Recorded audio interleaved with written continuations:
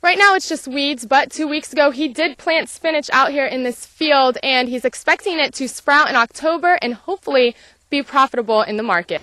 Gainesville police say the men will usually get off work, pick up a prostitute, and bring them to back alleys like this one before heading home for dinner. Like many places, the Gainesville area has lost a few young soldiers to the war in Iraq, and all veterans are mindful of the difficulty of this particular mission, with the insurgency ongoing and the sectarian violence exploding.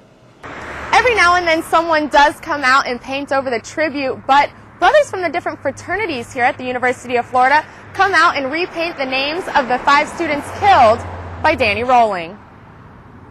Not only is Williams proud of his farming business, but he's also proud of his antique tractor collection. He bought this 1954 Farmall 350 diesel 4 years ago, and he says it's a tractor he puts to work every day. In less than 48 hours, families and residents from throughout Alachua County will be lining University Avenue here to watch this year's parade. And businesses along University are doing what they can to prepare for the large crowds.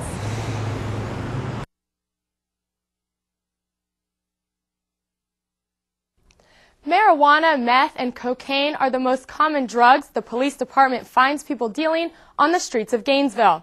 For instance, crack cocaine deals go on all the time, pretty much out in the open in some neighborhoods, so police have to frequently come out in force to make a dent in the traffic.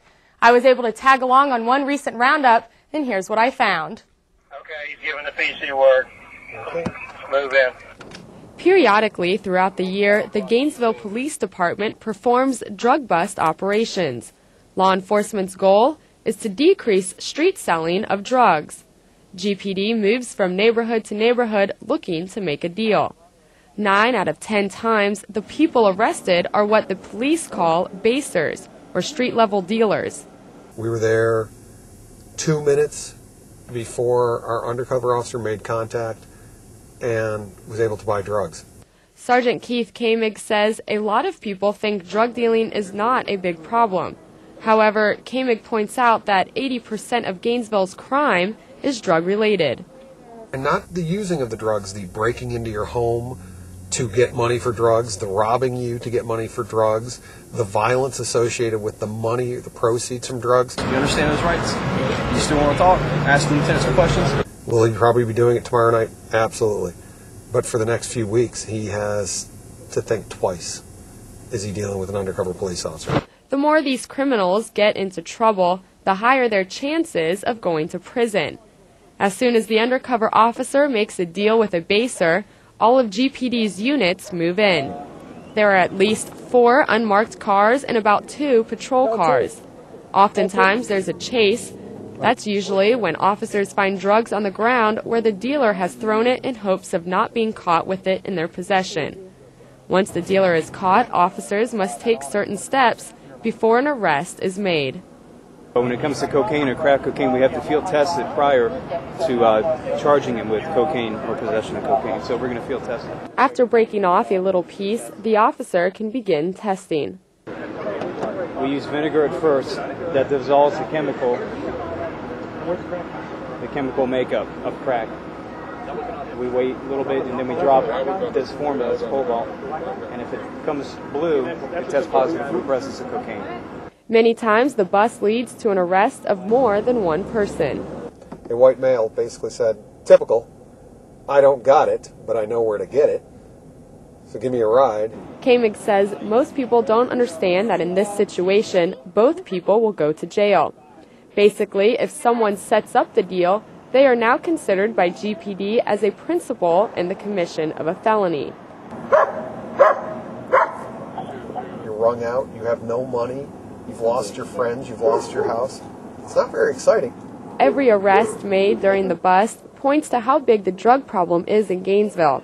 But officers also know that each arrest is another victory in the fight against drugs. Those arrested for drug crimes almost never stay behind bars for more than one night because the Alachua County Jail is experiencing a huge overcrowding problem. GPD says drugs cut across society and across town through rich and poor neighborhoods. They've busted dealers everywhere from East Gainesville to Hill Plantation. Christina?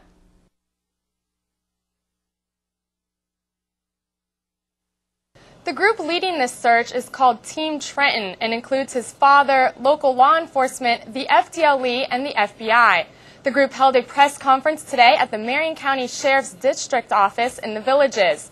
They announced they have a new witness in the case, a restaurant worker reluctant to come forward earlier for fear of being caught up in what initially looked like a murder case.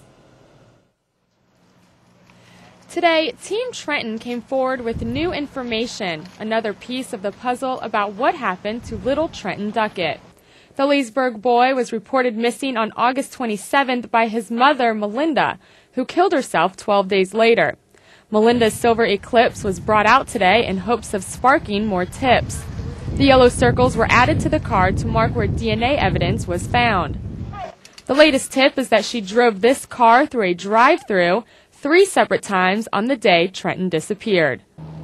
The witness is an employee here at this Wendy's off 441 in Bellevue. Now, she says that on August 27th between 11:30 and 12:30, Melinda Duckett came through the drive-thru and had Trenton with her. Then 20 minutes later, she came back through and Trenton was not with her in the car. Between 4 and 4:30, she says Melinda came through for a third time, but this time with 2 males and 1 female. The first time Melinda came through the drive-thru, the witness asked her about her little boy. He asked about his name. When Melinda answered that his name was Trenton, she had an earpiece in her ear and she said, "Is it Denton?" And Melinda corrected her as she took out her earpiece so that she could hear her more clearly state, "No, his name is Trenton." Authorities believe Melinda could have handed Trenton off sometime between the first and second visit, so he could possibly still be alive somewhere. We know from this investigation that Melinda is a very creative person, a very well-planned out person. Therefore, we believe that there was a conspiracy. That conspiracy, police say, could have involved someone else to keep Trenton away from his father, Josh. We've believed from the get-go that he's alive and he's well. It's just a matter of finding him. Police say the new witness has passed a polygraph test.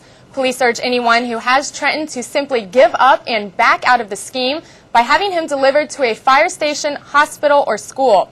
Reporting live from the newsroom, Crystal Brewer, WUFT News.